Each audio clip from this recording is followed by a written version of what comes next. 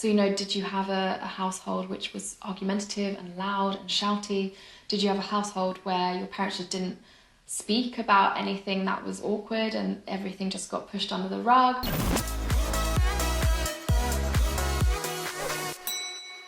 Hello and welcome back to my series about the questions to ask your significant other before really discerning engagement and stepping into that next stage of your relationship before marriage. So today we're going to be talking about extended family and how extended family are going to be present in your marriage and what each other's expectations are. So as always, I will say, please don't interrogate anyone. Ask these questions with sensitivity and patience and in the right context. So, number one, what customs or traditions would you want to bring into your own family? I think this is a really wonderful and beautiful question because it will really highlight each other's, cultural backgrounds and also the things that you grew up with. So for me, for example, our biggest present day around Christmas was St. Nicholas Day, which is on the 6th of December. So I would always get presents on that day, and it would be something that I would love to bring into my family life in future. Like matching pajamas and leaving things out for St. Nicholas. What foods were really important in your household? is there a specific meal you guys would have on Christmas Eve? I think Polish people, they do a strictly seafood Christmas Eve meal. Or, what were your Easters like? Did you do Easter egg hunts?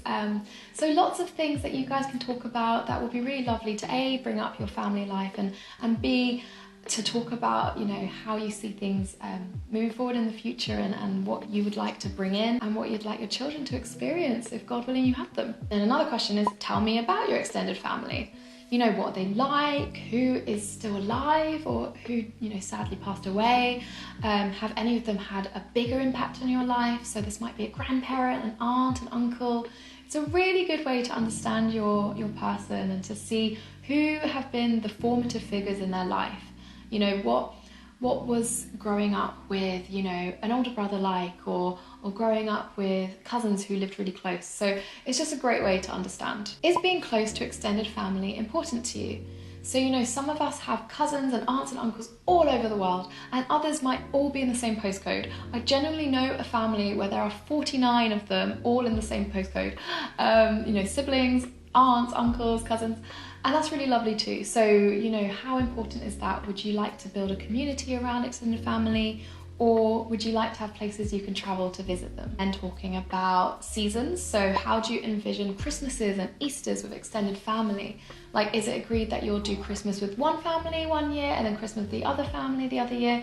Or will you try to combine the families? It's just a good expectation to have before going into marriage because you don't want to bicker about these things. It might be that one of your families live abroad or lives further away. So how are you going to manage this? And also with, grandparents, if you're blessed to still have them on this earth, how are you going to incorporate them into your family life? How do you view the roles of our parents in our relationship and in the lives of any future children? So I really like the saying, which is leave and cleave. You leave your parents and you cleave to your spouse. But of course, your parents are still such a huge part of your life. They raised you, they raised the person you love.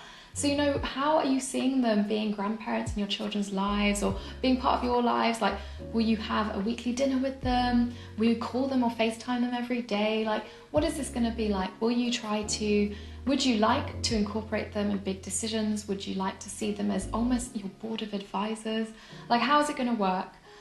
This is a really good thing to talk about with your future person. So not to delve too much on this whole concept of the monster-in-law, but this is a good question to ask. So if I were to ever express to you that your mum or your dad did something to upset me or crossed a boundary that involved us or our children, how would you handle that? What would you do? Of course, we don't want to think that we're going to have problems with each other's families, but it might happen that there are disagreements or that, there are boundaries or lines that are crossed. So it's good to know, is your person going to be on your team? It's a tricky concept to think before we are married because obviously we're part of our families now. But when we are married, we start new families. So how is that going to work? That kind of allegiance, that loyalty, in a way that's peaceful. I obviously don't want any drama, but it's just good to know, how are they going to be on your side? Are they going to really listen rationally, or are they going to be defensive?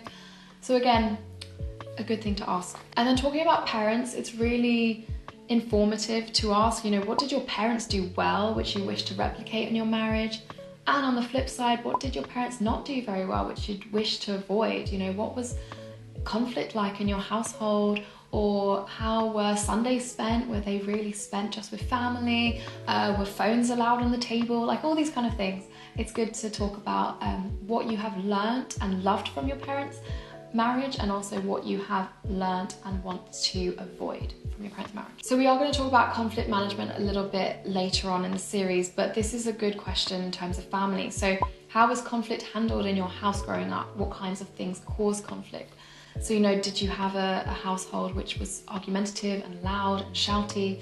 Did you have a household where your parents just didn't speak about anything that was awkward and everything just got pushed under the rug? Did you have really good conflict resolution role models from your parents? You know, it's really important to ask that, because ultimately you guys are going to probably have disagreements and conflict, and the family of origin plays such a huge role in that. So, you know, you might have someone who's from a really fiery family and someone who's from a very quiet family, and they're going to respond differently. One might be like a hedgehog and just go into a little ball, and the other one might be like a rhino and just like, I want to resolve this now. So it's really helpful to ask those family of origin questions. And then thinking about what kinds of things cause conflict. Was it money? Was it distribution of chores? Was it timing? Was it work?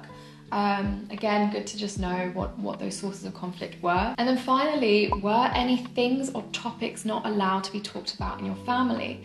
This is just a good way of uncovering if there might be something that your person finds difficult to talk about. Maybe, you know, the topic of sex, for example, was never discussed in their family, even not in a religious sense of really teaching why sex is so sacred. Or it could be that money was just never talked about, so this person's really uncomfortable talking about money. So again, really a good way to find out more about whoever you are discerning marriage with. The next set that I will be doing will be about difficult situations, which I think is really good to think about hypothetically. Of course, you can never guarantee how you're going to act in those scenarios, but why not bring them up? So I hope you will join us, and thank you again for listening. Please leave a comment, a like, and let us know what you think of these questions, if they're helpful. And yeah, we'll see you next time. Okay, God bless you. Bye.